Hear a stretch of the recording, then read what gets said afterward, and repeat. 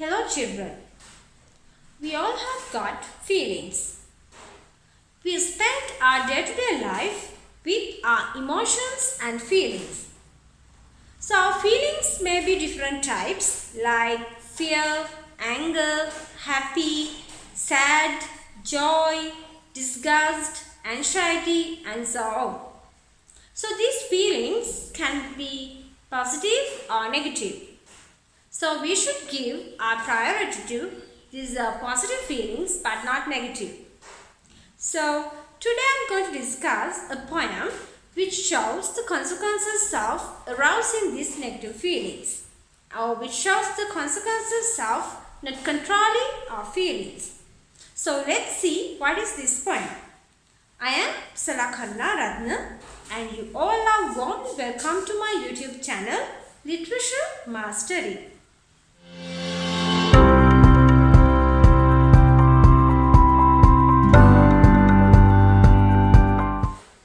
Farewell to Barn and Stock and Tree by A.E Housman. So children, this is a poem which discusses under the theme conflict. So in the story of this poem, there is a conflict. So this poem is prescribed for your O-level English literature syllabus, and this is scheduled to be taught in the first term of grade 10 syllabus. So before we talk about this poem, let's discuss about the writer A.E Housman. So A.E Housman was an English poet, and his cycle of poem, A Shropshire Lad. So it evokes about these dooms and disappointments of the youth that lived in English countryside. So and also they consist of the rural beauty, simplicity, and also it brings a distinctive imagery that belonged to the late Victorian taste. So A.E Housman was born in 26th of March 1859 and he died in 30th of April 1936. So that's all about this writer A.E Housman, and now let's see what is the story of this poem. So children, when we consider the story of this poem, so now this poem is a ballad, and in this poem it tells the story of conflict and death as in other traditional ballads. So this poem describes about a traumatizing story of two brothers and how one brother accidentally met his end at the hand of the other. So now this poem shows us or gives us an idea about this agriculture background, and this narrator or this brother, one of these brothers bid farewell or leaves this environment and his friend Terence. So the reason is that this narrator is the narrator has done a murder and he is the responsible person for the murder. So he makes his confession that it is him who committed the murder, killing his own brother. Now the mother is waiting at home until these two sons arrive. But unfortunately, one son is at the deathbed and the other son is going to leave all these places. So now finally this narrator is lamenting over what he has done. So he is repenting over what he has done, but he has nothing to do finally after committing this murder. So he is leaving all these things and he is bidding farewell to everything, and he is leaving from the place. So this is the story which is described in this poem, and now let's go in deep to each stanzas and see what is described in it, and also let's discuss the techniques and the themes that we can see from this poem. So children, now let's go in deep to this poem and see what does it tell about. So now I told you at the beginning, now we should have control in our feelings. So we should have our own control in our feelings, and we should not arouse negative feelings. Now when we look at this poem, so this poem has the incident, there is a conflict in this poem, and this incident has taken place due to the instant anger. So now when you go through this poem deeply, you will understand because of this instant anger which has happened and so on. So let's move to this. So now children, this poem, so it is a ballad. So it has this, so it is a ballad and it is a narrative poem. So that means it's telling a story. So it has these six stanzas of 4 lines. So it has short stanzas, and so now today I'm going to describe these first 3 stanzas and the other 3 stanzas, and the techniques and the themes I hope to discuss next day. And today I'm paying attention on these first 3 stanzas of this poem. Right.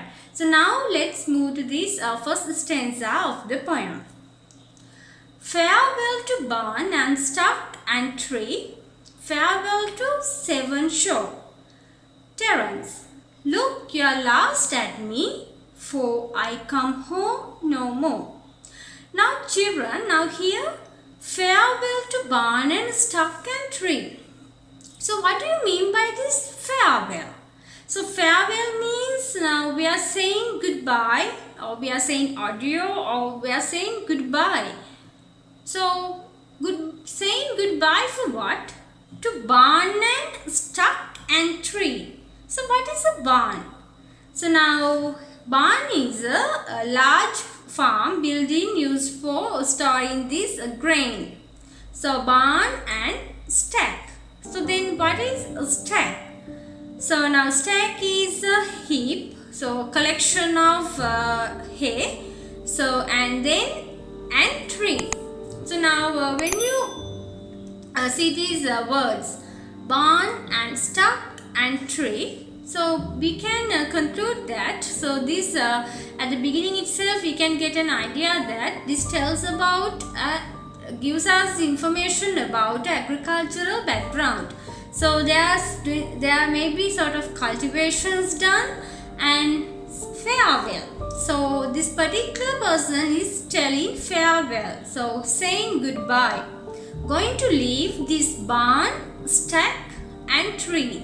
So when we consider these tree, we can have an idea that so this particular person is also close to the environment, and he can be considered that he is involved in with some agricultural purposes, and also he is close to the environment. Farewell to Severn shore. Now what is this Severn shore? So now it is the largest river in United Kingdom. So now around the Severn shore he has built up his environment. So now he is going to say farewell. So he is going to leave or say goodbye for all those places. Terence, look your last at me, for I come home no more. Now here Terence. So who can be the Terence?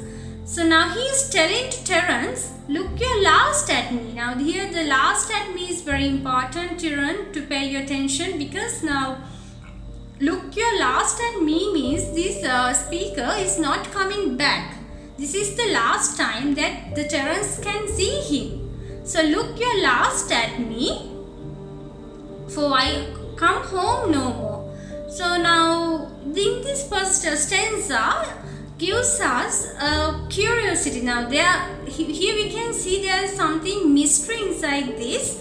So there is something has happened, and the readers create curiosity in reading this stanza. So what has happened? So why this particular person is, why this speaker is leaving all these places, and why he is calling this Terence? So children, Terence can be a neighbor or a friend of him. So he is calling this Terence, look your last at me. So now he is telling to Terence to look at last at him.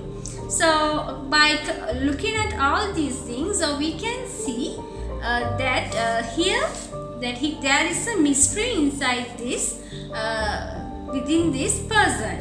And now here, when we at the beginning, when we see this poem, farewell to barn and stock and tree, farewell to seven shores. So now these beginning lines itself gives us a clue that about the tone, that is saying goodbye with sorrow and regret. So now we feel that he tells this goodbye with a sorrow and a regret, right? So now here these barn and stock and tree, seven shores. So those are the elements where he lived in. He has spent his entire life, and now in here he is going to leave all these places where he lived so far for a reason. So now let's see in this why is he leaving and what has happened. So let's move to the second part of this poem for the second stanza. The sun burns on the half-moon hill, by now the blood is dried. And Maurice amongst the hay lies still, and my knife is in his side. Right. Now this stanza is very much important in making us note the reason that he is going to leave. Now the sun burns on the half-moon hill. So now what is this half-moon hill? Now this is the hill area of a farm where the grain is reaped. So now, but it is done half, not even fully. The sun burns on this half-moon hill. Now you can, think of this sun burns. So how do you feel this when this sun burns, right? So it's too much burning sun is there, and so it suggests about this hot temper. So now when the sun is burning, so you can understand the temperature. So it is hot tempered, and it suggests that it is a metaphor used to tell about this anger. So sun burns means that it tells a sort of thing about this anger, the instant anger roused, the rising of this instant anger. The sun burns on the half-moon hill, by now the blood is dried. So now when you hear this word blood, so we are feeling exciting because now blood. So why the blood is? So now it suggests, when you hear this word blood, it suggests an injury or a death. So now the blood is dried. That means it has happened for some times ago, and now this blood is dried. And Maurice amongst the hay lies still, and my knife is in his side. So now when I was describing the story, I told children, now this was a murder done by brother killing his own brother. So now here, now it introduces us the brother, the name of the brother, Maurice. So Maurice is the brother of this speaker. Now the blood is dried, and Maurice amongst the hay lies still. So now it's very clear for us now what has happened. Maurice among the hay lies still. So he is not shaking. So he is dead, and he is lying in this hay, and my knife in his side. So when he tells that my knife in his side, so we can understand that.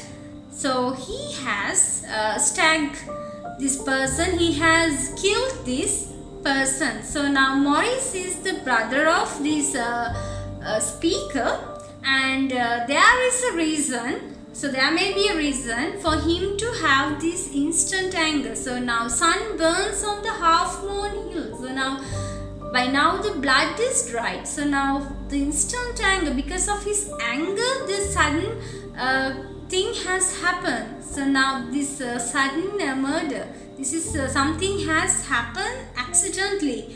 So it tells through this stanza, so it tells us that Maurice was killed. So Maurice, the brother, so the speaker killed the brother, and also it's we have to see here that the speaker is not going to hide that he is telling, he's confessing that it is him, because now my knife in his side. So his knife, he's introducing his knife.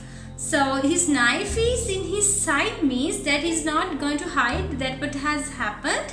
So he is telling that it has done by himself. Right. So now let's move to the other part of the poem, the third stanza of this poem. Right. So so first let's read and see what does it tell. My mother thinks us long away, 'tis time the field were mown. She had 2 sons at rising day, tonight she'll be alone. Now this is very emotional part, students. Now you just feel the feelings of a mother. Now mother thinks us long away, 'tis time the field were mown. She had 2 sons at rising day. So now mother is waiting at home until these 2 sons come. Right, now she had 2 sons at the rising day. So in the morning she had these 2 sons. But now mother thinks us long way. Now she is the most considerable woman. So mother is the most considerable woman in the world about their children. So she is waiting for his sons, and 'tis time the field were mown. She had 2 sons at rising day, tonight she'll be alone. Now she is helpless, so she doesn't know still what has happened, but she's still looking for, she's waiting for these his children. So now at the rising day he had his 2 sons, but tonight she'll be alone. So why? The one son is at the deathbed, and the other son is going away, leaving, because he has killed his own brother. So now just feel how will mother tolerate this, what has happened. So his own son and these 2 siblings were now they have one sibling has killed his own brother. So how can a mother tolerate and tolerate this incident? So you can understand. So this is very emotional part of this poem, telling about this mother's feelings. So how, and now in further, now how mother is being alone because of this incident. So now that's what telling in this poem about the mother's feelings, and how mothers is being alone at night, because and she is still, and she will be waiting for his her sons. Okay, so now children, so that is the third stanza of this poem. So now there are more 3 stanzas to be discussed, and also we have to discuss poems and techniques. So let's continue and let's discuss these poem, the other part of this poem next day. So we discussed 3 stanzas from this poem. I think you understood what talked inside these stanzas, and you got an understanding about these what is talking inside these stanzas. So there are no other three stanzas to be discussed, and also we have to discuss the themes and the techniques that can be seen in this poem. So let's talk all these things, the remaining part of this poem on next day from my next video. So that's all for today, and don't forget to share this with your friends, and let's meet again from the remaining part of this poem from a new video. Thanks for staying with me.